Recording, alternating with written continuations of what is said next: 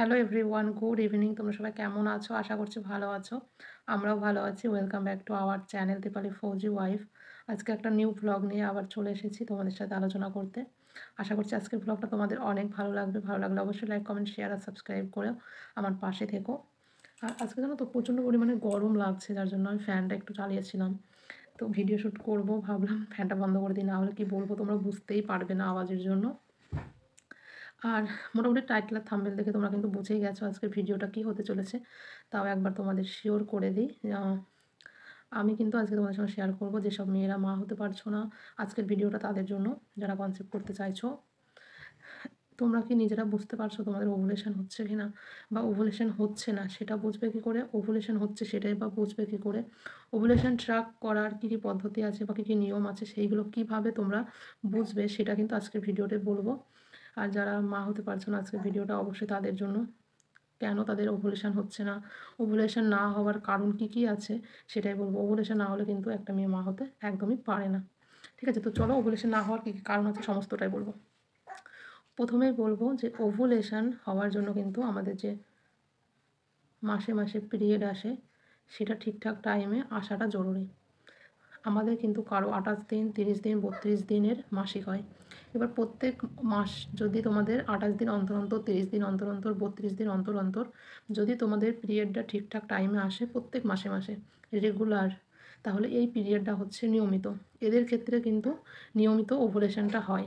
আর যাদের পিরিয়ড অনিয়মিত, 1 মাসে 2 বার হয়, 2 মাসে 1 বার হয়, 40 দিন 45 দিন অন্তর হয়, কারো 30 দিনে 1 বার হচ্ছে, কারো 22 দিনে, সেই মানে তারই 30 দিনে এই মাসে হয়েছে, নেক্সট মাসে গিয়ে হয়তো 22 দিনে হয়ে যাচ্ছে, বা 2 বার হচ্ছে একই মাসে, তখন কিন্তু সেই পিরিয়ডটাকে বলা হয় অনিয়মিত।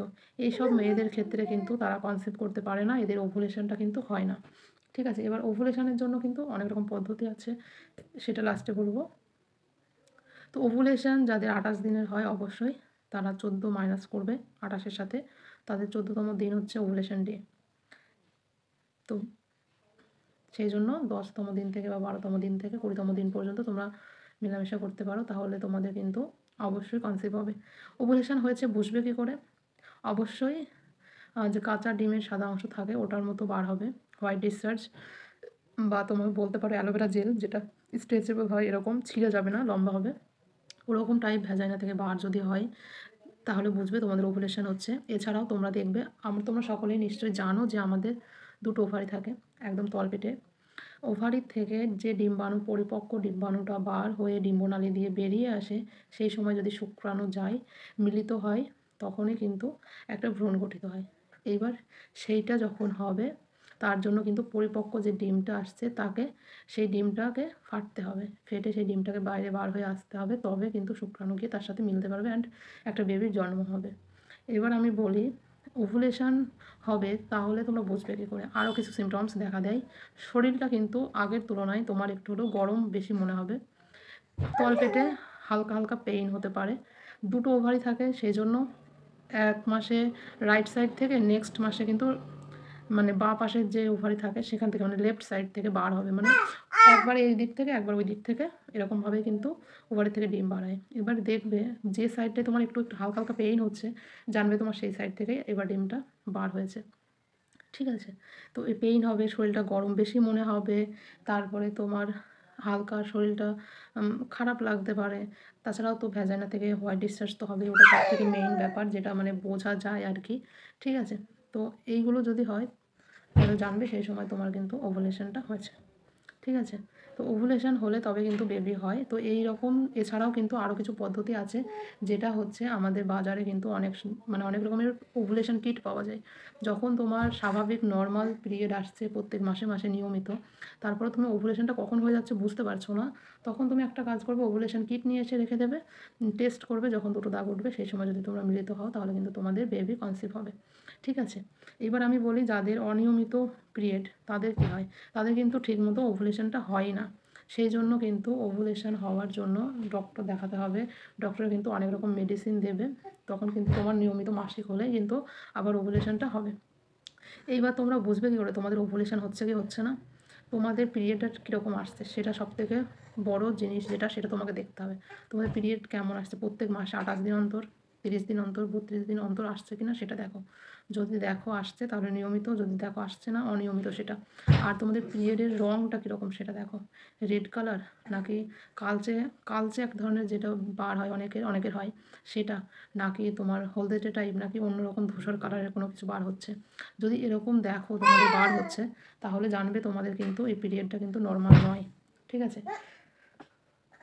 এবার যেটা তোমার রেড কালারের বার হয় ওটা কিন্তু নর্মাল। অ্যাকচুয়ালি পিরিয়ড কিন্তু একটা মেয়ের থাকে 3 দিন, কারো 5 দিন, এর থেকে বেশি থাকলে 8-9 দিন 10 দিন থাকলে সেটা কিন্তু খারাপ, ঠিক আছে, সেটা ঠিক নয়। এইসব মেয়েদের ক্ষেত্রে কিন্তু ওভুলেশন হয় না।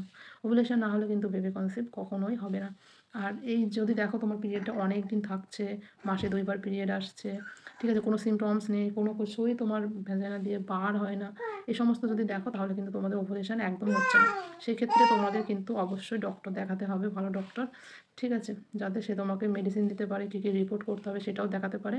সমস্ত কিছু দেখে ঠিকঠাক করে তোমাকে কিন্তু একটা রাস্তা সে বার করে দেবে, কী করলে তোমার বেবি কনসেপ্ট হবে।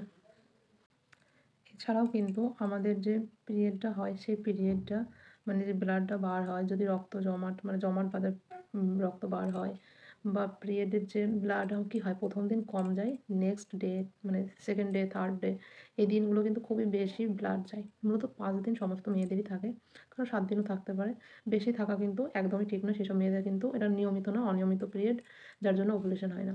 এবার যদি পিরিয়ডের যে মানে ব্লাডটা যাওয়ার দরকার ওই ব্লাডটা যদি দেখো তোমাদের কম যাচ্ছে, একদমই হয়তো প্যাডে লাগছেই না বা একদম নেওয়াও লাগছে না, একটু একটু কোনো রকমে যাচ্ছে, এরকমভাবে হয়তো 3 দিন কেটে গেল বা 2 দিন গেল গিয়ে তোমার বন্ধ হয়ে গেল, এরকম যদি চলতে থাকে এই পিরিয়ডে কিন্তু ওভুলেশন হয় না, এটা কিন্তু ঠিক নয়, ঠিক আছে। সেই জন্য কিন্তু তোমাকে অবশ্যই ডক্টর দেখাতে হবে।